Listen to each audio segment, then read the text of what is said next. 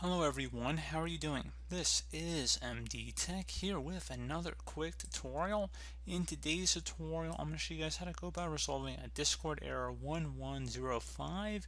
This says it's temporarily unavailable, and now you've requested a page on a website that is on the Cloudflare network. This page cannot be rendered due to a temporary fault.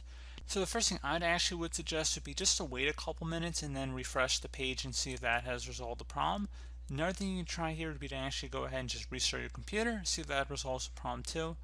A further thing you can try here would be to go ahead and open up the start menu, type in CMD.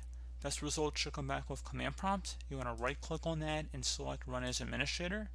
If you receive a user account control prompt, select yes.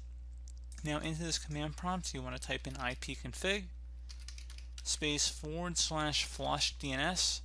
Flush DNS should all be one word attached to that / out front. Hit enter to keep it to run that. It should say successfully flushed the DNS resolver cache.